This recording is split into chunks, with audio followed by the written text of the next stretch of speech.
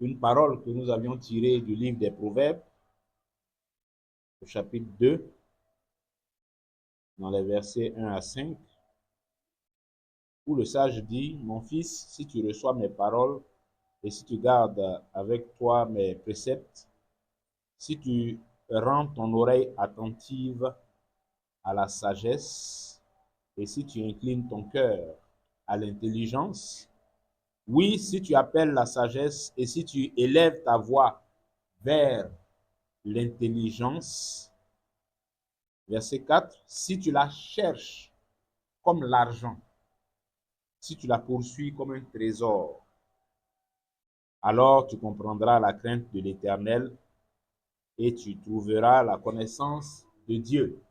Amen. Il faut chercher Dieu en profondeur. Nous devons chercher Dieu dans la profondeur, avec sérieux et persévérance. Ne pas prendre tout ce qui concerne notre foi à la légère. Nous-mêmes, ne pas la prendre à la légère et ne pas laisser d'autres personnes également prendre notre foi à la légère. Donc, il faut qu'on soit des personnes sérieuses dans notre façon de chercher Dieu. Et puis, il faut le faire avec persévérance. Il ne s'agit pas de marcher hein, avec le Seigneur et puis à un moment, on s'assoit, on fait autre chose et puis après, on prétend qu'on revient et ainsi de suite. Cette façon de faire là n'est pas bonne. Quand on est profond, si on a allé suffisamment en profondeur, revenir à la surface pour être encore sur les choses superficielles, là, ça devient difficile. C'est quand tu n'es pas allé loin en profondeur là, que c'est facile pour toi de ressortir à la surface et de revenir dans les choses superficielles. Rechercher Dieu en profondeur, c'est laisser sa parole entrer en nous pour faire son travail. Transformer notre cœur, nous changer, nous transformer. Parce que la parole de Dieu, son travail qu'elle fait, c'est d'entrer dans le cœur, c'est de pouvoir sonder nos profondeurs et puis de juger les sentiments et les pensées du cœur. Donc, il faut qu'on laisse la parole de Dieu faire ça. Alors, quand on dit laissons la parole de Dieu faire ça, ça veut dire que quelqu'un, par ses mauvaises dispositions, peut empêcher la parole de Dieu de faire ça. Elle a beau être toute puissante, quelqu'un peut empêcher que la parole de Dieu fasse ce travail-là dans son cœur. Amen. Donc, il ne faut pas que nous, on se mette dans ces dispositions-là. Il faut qu'on laisse la parole qui est puissante et qui a beaucoup de choses à faire en nous, là. Beaucoup de choses à régler. Il faut qu'on la laisse aller aussi loin qu'il faut et puis régler ça. Et ça, on a dit que laisser la parole aller aussi loin qu'il faut pour régler notre vie, pour faire en sorte que nous soyons en phase avec Dieu, alignés sur la pensée de Dieu. Ça veut dire qu'il faut avoir des bonnes dispositions pour obéir à la parole. Et ça veut dire aussi que on n'attend pas de connaître 10 000 choses avant de passer à l'obéissance. Mais quand on connaît un, on s'applique à obéir. On connaît deux, on s'applique à obéir. On a connu trois, on s'applique à obéir. C'est ça. C'est ça, laisser la parole aller en profondeur et puis être vraiment ouvert, sincère devant Dieu. Dieu, là, on ne peut rien lui cacher. Donc, il ne faut pas qu'on se trompe aussi nous-mêmes par des faux raisonnements et puis bon, on va s'embrouiller, s'embourber dans des choses qui vont finalement limiter l'impact de la parole de Dieu sur la vie des croyants que nous sommes. C'est la parole de Dieu, là, celle qui nourrit notre foi, celle qui bâtit notre foi. La foi vient de ce qu'on entend et ce qu'on entend vient de la parole de Christ. Il n'y a pas autre chose qui nourrit notre foi. C'est la parole de Dieu. Tout le reste, là, ça empoisonne la foi. Donc, au lieu de nourrir notre foi de ce qui peut l'empoisonner, on a qu'à plutôt la nourrir de la parole de Dieu. Donc, laissons la parole de Dieu faire son travail en nous.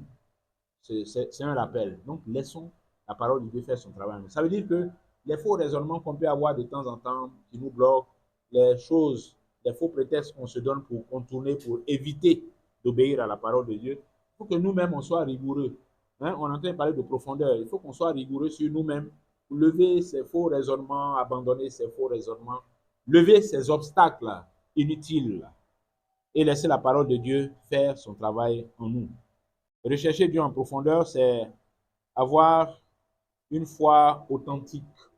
Une foi authentique, pas une foi qui s'appuie sur la foi de quelqu'un d'autre. Hein? Pas une foi qui s'appuie sur la foi de quelqu'un d'autre, mais une foi authentique qui est bâtie par la connaissance, notre connaissance des Écritures, qui est bâtie par notre propre expérience de la marche avec Christ, notre propre témoignage. Oui, les exemples des autres sont importants aussi pour nous accompagner dans ce processus-là, mais ces exemples-là ont pour objectif non pas de remplacer notre foi, mais de nous aider à construire notre propre foi, de nous aider à bâtir notre propre foi. C'est à ça que servent les témoignages des autres. C'est à ça que servent les exemples qu'on voit autour de nous, les bons exemples qu'on a dans les Écritures ou bien qu'on a autour de nous dans nos rapports fraternels au sein de l'Assemblée. Ces bons exemples que nous avons, ce n'est pas pour que ça remplace notre propre expérience, notre propre foi, mais nous devons laisser notre foi être bâtie, être construite par la connaissance que nous-mêmes nous acquérons de la parole de Dieu. Voilà. Ça ne sert à rien, c'est ce que nous avons dit, de s'enorgueillir de la foi de quelqu'un de oui, on admire, oui, le frère vraiment, il marche bien dans le Seigneur, la soeur marche bien dans le Seigneur, mais et moi-même, et toi? C'est ça. Donc oui, le frère qui est là, les frères qui sont là marchent dans le Seigneur d'une manière qui te plaît, qui t'est agréable et tout ça, mais et toi-même? Et toi-même? Il faut marcher selon les Écritures, en laissant la parole de Dieu bâtir cette foi-là en toi. Rechercher Dieu en profondeur, c'est également être prêt à traverser les épreuves. Parce que nous avons dit que autant l'argent qu'on extrait de la terre est rempli de beaucoup de corps étrangers dont on le purifie avant de pouvoir l'exploiter ou bien le vendre ou bien le transformer en quoi que ce soit, eh bien, autant notre foi également, la foi qui va être agréable à Dieu, c'est une foi qui est épurée, une foi qui est débarrassée de ses scories, de ses corps étrangers, des déchets qui la polluent. Parce que ça arrive que la foi de quelqu'un qui marche dans le Seigneur, là, par une mauvaise connaissance des Écritures ou bien par une mauvaise compréhension ou même par des pratiques qui ne sont pas conformes, une façon de vivre qui n'est pas conforme à la parole de Dieu, eh bien, on se plaise dedans, on se laisse dormir là-dedans et puis bon, on est dans un faux truc. Quand l'épreuve arrive, le but de l'épreuve, ce n'est pas de nous tuer, c'est de nous redresser ou alors de nous affermir dans les choses dans lesquelles Dieu veut que nous soyons plus affermis. Parce que toute écriture est inspirée de Dieu, utile pour corriger, pour enseigner, pour instruire et tout ça. Donc, c'est comme ça, c'est quand l'écriture fait comme ça. Donc, dans ce qu'elle fait là, il y a la correction, il y a l'épreuve aussi. L'épreuve là, l'épreuve de notre foi, c'est utile à notre foi. Une foi qui ne passe pas par l'épreuve là, c'est toi-même, tu ne sais même pas où ta foi en est. Si tu n'as jamais connu d'épreuve, tu es là et puis c'est pas possible. La croissance, on ne peut pas imaginer la croissance sans les épreuves. Nous parlons de chercher Dieu comme l'argent. Et c'est une expression que nous prenons dans les Écritures. Hein. Chercher Dieu comme l'argent. On n'a qu'à chercher Dieu comme l'argent, les frères. On n'a qu'à chercher Dieu comme l'argent. Nadia, il faut chercher Dieu comme l'argent. La Bible dit que si tu le cherches comme ça, tu vas le trouver, tu vas le découvrir. Hein, Dieu. On n'a qu'à chercher Dieu comme l'argent. Ange. Cherchons Dieu comme l'argent. Nous, on sait comment on cherche l'argent là. Nous, on sait comment on cherche l'argent. Ce n'est pas pour rien que le sage a pris cette image-là. C'est pas pour rien. Ça veut dire que, et puis ça, ce texte-là, c'est pas un texte de 2000 ou bien 2025. C'est un texte de combien de siècles derrière là-bas. Ça veut dire qu'il y a longtemps que l'homme poursuit l'argent comme ça. Il y a longtemps que l'homme poursuit l'argent de cette manière-là. Jusqu'à, on prend ça comme modèle même. Les Écritures prennent ça comme modèle même pour dire, cherchez Dieu comme ça. Façon, vous voir poursuivre l'argent là. Poursuivez Dieu comme ça un peu. Façon, vous cherchez l'argent là. Cherchez Dieu comme ça aussi. Mais parce que on voit comment on cherche l'argent.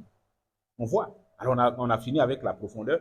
On va parler un peu de l'assiduité et puis le zèle avec lequel on cherche l'argent. Cette assiduité avec laquelle on cherche l'argent, bon, est-ce que même on a besoin de faire trop de discours même là-dessus? Ah, l'argent, Sabine, l'argent. Quand tu sors le matin, 4 heures pour certains, 5 heures pour d'autres, ils sont déjà en mouvement. Ils sont dehors là. Tu es couché et puis tu entends Adjamé, Adjamé. C'est-à-dire qu'il y a quelqu'un qui est en train d'appeler son argent comme ça. À 5 heures du matin, là, quelqu'un est en train de crier Adjamé, Adjamé. C'est l'argent, il l'appelle comme ça. Et puis des gens vont venir lui donner, lui, son argent. Et eux qui lui donnent son argent, là, eux, ça vont chercher leur argent aussi comme ça. C'est-à-dire tout ce que vous voyez bouger à 5 heures du matin, là, c'est l'argent qui les fait bouger. C'est l'argent. Vous allez partir aux arrêts des bus, là, c'est bourré comme ça, bourré, bourré, bourré, bourré. Il y en a, ils s'en vont chercher leur argent en même temps. Il y en a, ils s'en vont chercher comment ils vont faire pour chercher l'argent demain. Ils s'en vont à l'école, ils s'en vont étudier. Tout ça là, c'est comment ils vont chercher l'argent demain.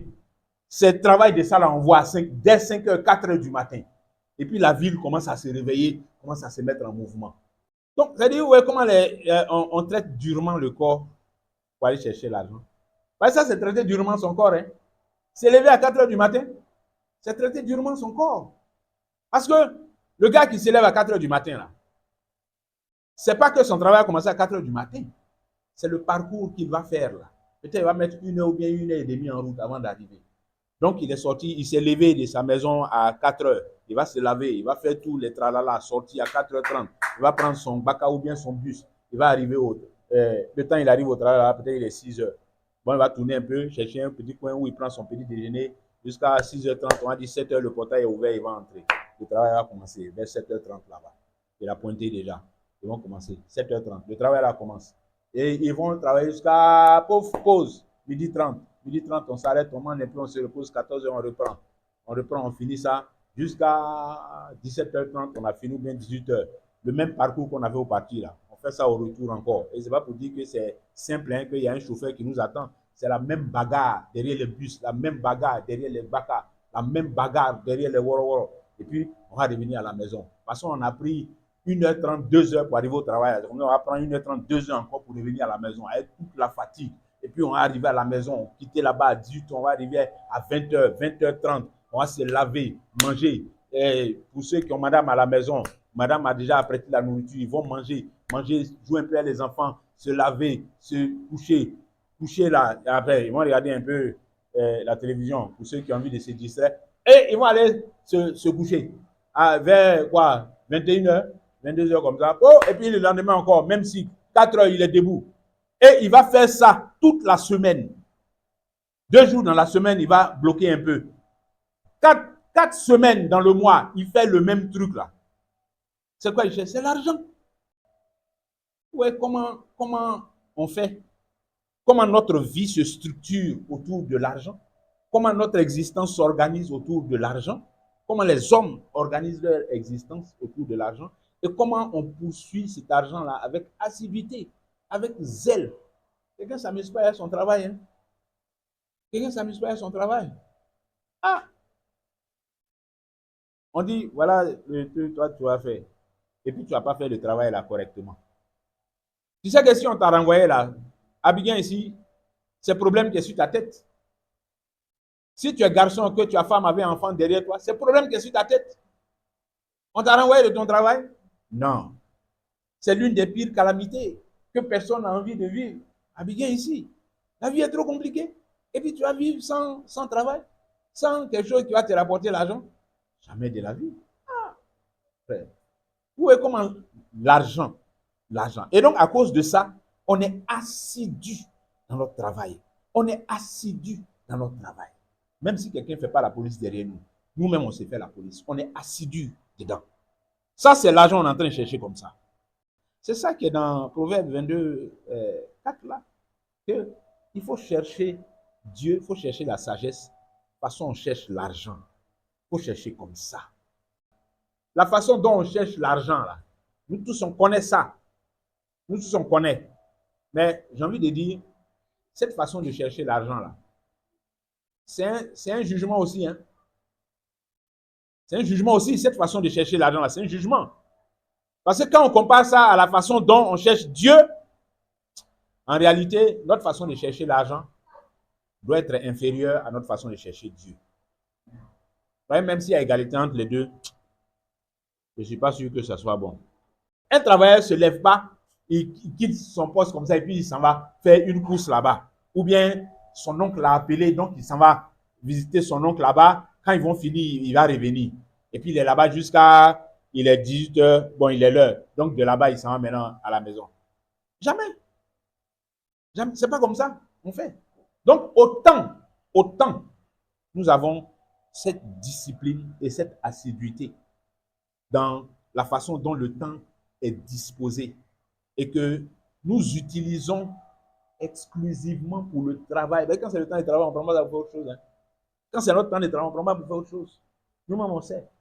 Il n'y a pas la police derrière nous, mais nous-mêmes, on a conscience de ça. Que là, c'est le temps de travail. Là, ce n'est pas le temps pour s'amuser. Là où on est assis, là, ce n'est pas le temps de prendre Facebook pour regarder. Là où je suis assis au travail, là, ce n'est pas le moment de regarder les vidéos de TikTok ou bien de quoi. Là où je suis au travail, là. Ce n'est pas à ce moment-là que Baudelaire ne va pas dire qu'il est sur la machine là-bas et puis il va prendre le téléphone pour communiquer un peu ou bien pour faire un peu quelques trucs sur WhatsApp, échanger avec quelqu'un. Ce n'est pas le moment de faire ça. Ce n'est pas le moment de faire ça. Mais autant on a cette discipline-là, bien aimé, autant on a cette discipline dans la façon dont on fait notre travail pour gagner l'argent. Là. Mais ayons aussi cette discipline dans la façon dont nous disposons le temps pour le Seigneur, dans nos journées, pour étudier la Bible, pour faire une méditation, pour, je ne sais pas, pour faire quelque chose qui entre dans l'exercice de la piété, quelque chose qui va construire notre foi. Mais ayons cette discipline-là aussi. C'est ce que ça veut dire, chercher Dieu comme l'argent.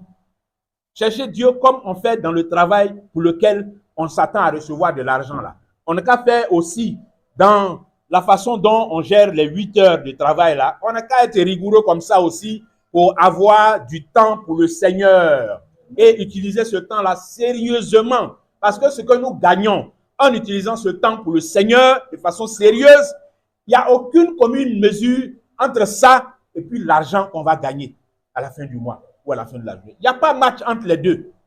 Donc, s'il y a une chose dans laquelle nous devrions être plus assidus en ce qui concerne l'utilisation de notre temps, de nos heures, des heures que Dieu met à notre disposition, mais c'est ce qui concerne la construction de notre foi, bien aimé. Plus que la façon dont on est sérieux même pour les 8 heures de travail qui sont vendues à celui qui nous a employés.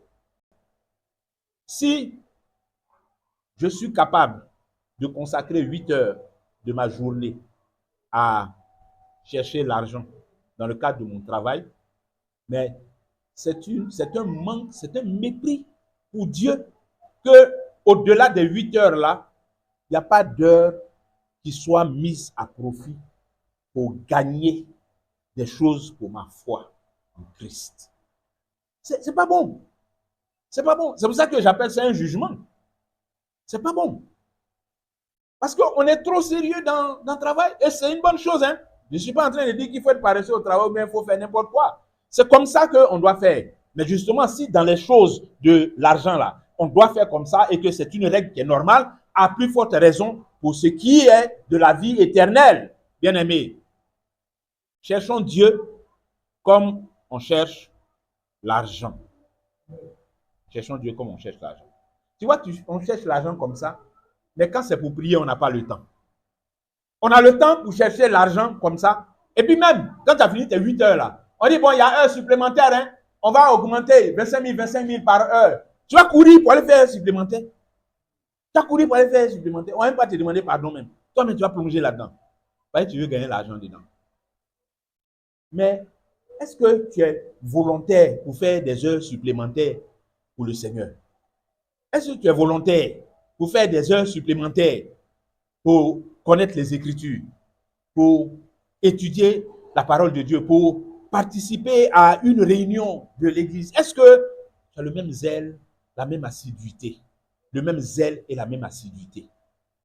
J'ai dit que si notre façon de chercher l'argent, la façon dont on s'organise pour chercher l'argent, notre assiduité, notre zèle dans la recherche de l'argent, là, c'est supérieur à la façon dont on s'engage pour les choses du Seigneur, ce n'est pas bon. Ça doit être corrigé. Ce n'est pas normal. Si tu es zélé pour chercher l'argent, ok, ce n'est pas un mal en soi, mais considère ton zèle pour chercher l'argent là comme ton minimum pour chercher Dieu. C'est ça. Donc, notre assiduité, notre ponctualité, tout ça, ça compte. Tout ça aussi, ça est dans comment on cherche l'argent.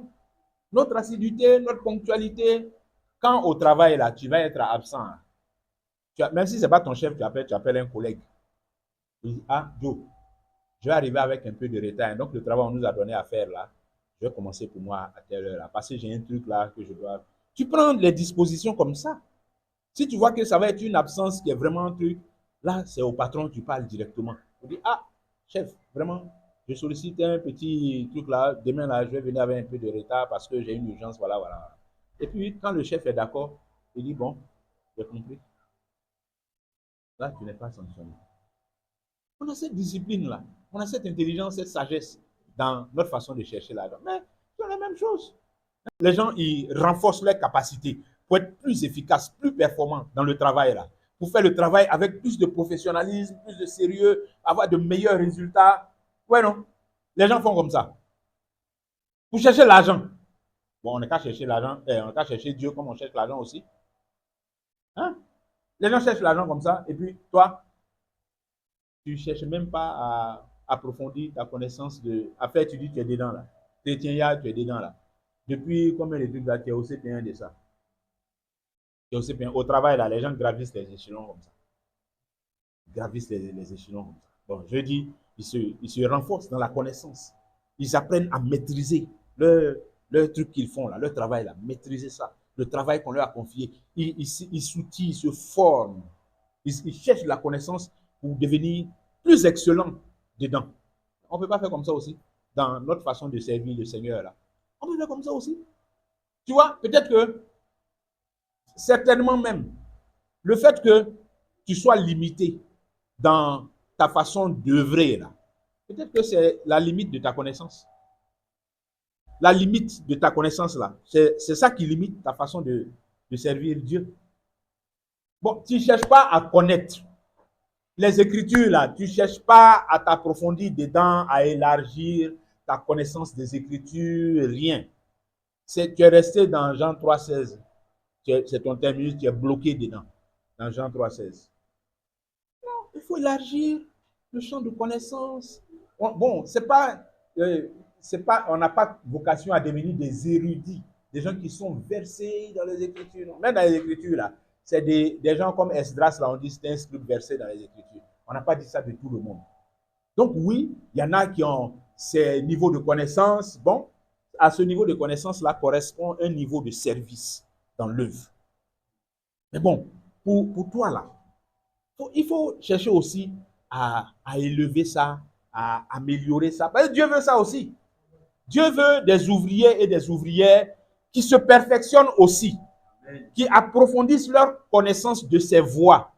Des ouvriers et des ouvrières qui, par cet approfondissement-là, arrivent à mieux servir Dieu avec plus de fruits, de résultats. Des ouvriers qui sont de plus en plus capables de servir Dieu comme Dieu veut être servi, qui savent reconnaître, chercher et reconnaître la volonté de Dieu dans l'œuvre et puis trouver leur place, trouver qui ils doivent être, qui elles doivent être dans cet édifice qui est composé de pierres vivantes que Dieu ajoute à l'édifice. Mais si les pierres sont vivantes, c'est parce que ces pierres-là ont quelque chose à apporter. C'est pour ça qu'elles sont vivantes. Sinon, elles seraient mortes. Et c'est lui seul qui allait faire les choses. Mais comme il veut que tous ceux qui sont ajoutés à l'édifice puissent participer à la vie de cet édifice, c'est pour ça qu'il leur donne la vie et que ça devient des pierres vivantes qui sont utilisées pour construire une maison vivante. Mais si tu ne cherches pas à t'approfondir et à connaître davantage, et si tu n'apprends pas, tu ne veux pas apprendre, tu ne veux pas t'élargir, tu ne veux pas t'approfondir, et que tu restes enfermé dans la paresse, dans cette façon de minimiser, peut-être de te minimiser toi-même et de te voir toujours comme le petit ou bien la petite, ou bien le petit ou bien la petite. Mais quel jour maintenant tu vas devenir le pilier sur lequel d'autres vont s'appuyer aussi? Parce qu'il y a d'autres qui arrivent. Hein? Il y a d'autres qui arrivent. Il y a d'autres que Dieu va faire venir au milieu de nous. Mais à quel moment toi tu vas faire partie des piliers qui sont dans l'édifice là et qui permettent que l'édifice soit robuste et soit solide pour que d'autres viennent aussi s'abriter en bas le temps qu'ils grandissent aussi pour devenir des piliers. À quel moment? Ou bien tu n'envisages même pas ton engagement dans l'œuvre sous cet angle-là. Mais si, Mais si, il faut l'envisager sous cet angle aussi. Vous voyez, mardi dernier, nous avons eu une nuit ici, après d'autres nuits sur le même thème, mais c'était très enrichissant sur ces choses-là, concernant la façon dont nous devons être engagés à être des disciples du Seigneur. La façon dont nous devons être engagés à être des disciples du Seigneur. Mais c'est ça, c'est cette vie de disciple-là, qui est la vie dans laquelle on cherche Dieu comme on cherche l'argent. Parce qu'un disciple, il cherche Dieu comme il cherche l'argent. Un disciple cherche Dieu comme ça. Un disciple cherche à s'approfondir, à se perfectionner, à s'améliorer. Bon, je dis se perfectionner, mais c'est par l'Esprit de Dieu que ce perfectionnement se fait. Et puis, on avance. Progressivement, on avance. On avance ensemble. On se soutient, on s'aide, on se nourrit ensemble. Comme des pierres vivantes ajoutées à l'édifice. Et puis, l'édifice grandit de façon harmonieuse. Mais parce qu'on est ensemble dedans, bien aimé. Parce qu'on est ensemble dedans. Et qu'on ne prend pas ça à la légère. On ne prend pas notre engagement dans l'œuvre à la légère. Notre participation à la construction de l'édifice, on ne prend pas ça à la légère. De toute façon, on prend le travail au sérieux, là, pour chercher l'argent, là. C'est comme ça. Et j'allais dire plus même que ça, que nous devons avoir assiduité et zèle pour notre engagement dans l'œuvre du Seigneur, pour engager notre vie entre les mains du Seigneur. Vous voyez dans les Écritures, là, chaque fois que les apôtres nous parlent de notre engagement, de la nature de notre engagement, du niveau de notre engagement, ce n'est jamais un truc au rabais. Jamais. C'est des choses de haut niveau. Quand vous prenez l'Épître aux Romains, où Paul dit, offrez vos corps comme un sacrifice vivant, saint, agréable, ce qui sera de votre part un culte raisonnable. Ne vous conformez pas au siècle présent, mais soyez transformés par le renouvellement de l'intelligence, afin que vous discerniez quelle est la volonté de Dieu, ce qui est bon, agréable et parfait. C'est-à-dire, c'est du haut de gamme. Notre engagement est le Seigneur. Notre vie, notre marche, c'est du haut de gamme. Notre engagement dans l'œuvre, c'est du haut de gamme. Il n'y a pas de critères ou bien de standards au rabais. Non. Donc, la façon dont on prend au sérieux notre affaire de chercher l'argent, on prend au sérieux notre travail, on prend au sérieux ce qui nous a été confié pour que ça soit bien fait. Mais pourquoi pour le Seigneur, là, on va négliger? Pourquoi pour le Seigneur, là, on va nous poursuivre? Pourquoi pour le Seigneur, on va faire ça comme ça, de façon légère? C'est pas bon. Je dirais même c'est insultant. Hein? C'est insultant et c'est méprisant pour Dieu. Si nous avons entendu ce que les Écritures disent, mais il faut qu'on s'applique à faire ça. C'est ça qui cherche Dieu comme l'argent. Il faut qu'on s'applique. De toute façon, ton patron va te dire, hein, mais la lettre que je dois envoyer au ministre, là, je veux que ça soit prêt demain sur mon bureau. Quand j'arrive à 7h30, là, je vais trouver ma lettre sur mon bureau. Il faut t'amuser. Il faut t'amuser. Toi-même, avant de partir ce jour-là, tu vas dire à celui qui ferme la porte, il n'a qu'à te donner la clé. Parce que tu vas venir à 5h pour taper la lettre là. Faites tout. Puis déposer sur le bureau du patron. Ou finir avant de rentrer. Ah oui, c'est ça. Ou bien tu vas finir ça même avant de partir à la maison. Oh, il ne t'a même pas dit de rester. Hein. Il dit, demain, je vais voir ça à 7h30. Mais toi-même, tu as réfléchi et tu vas comprendre qu'il faut que tu te traites durement pour ne pas que le patron se fâche. D'où vient qu'on a plus peur des patrons que de Dieu? D'où vient qu'on a plus peur des chefs de service que de Dieu? D'où vient qu'on a plus de respect pour celui qui va nous donner l'argent à cause d'un travail là que pour Dieu? C'est pas bon. C'est méprisant. C'est insultant pour Dieu. On parle de Dieu. On ne parle pas d'un gars ou bien d'un copain ou bien d'un type. On parle de Dieu, du Dieu que nous adorons. Dieu que nous appelons roi. Il faut que chaque fois que tu es en train de travailler, le sérieux que tu mets dans le travail là, ça n'a qu'à te juger dans ta tête là-bas par rapport à la façon dont tu négliges le travail du Seigneur. C'est-à-dire, de façon, tu mets ton cœur pour faire le travail que ton patron t'a donné ou même ta patron t'a donné pendant que tu es en train de faire ça là. Ça n'a qu'à te dire en même temps, ça n'a qu'à te rappeler que tu vois comme tu es en train d'être zélé dans ça là. Et puis regarde comme tu es négligent dans ce qui concerne le travail de Dieu. Il faut comparer les deux. Et puis toi-même, tu vas donner le résultat. Ça n'a qu'à nous faire comme ça.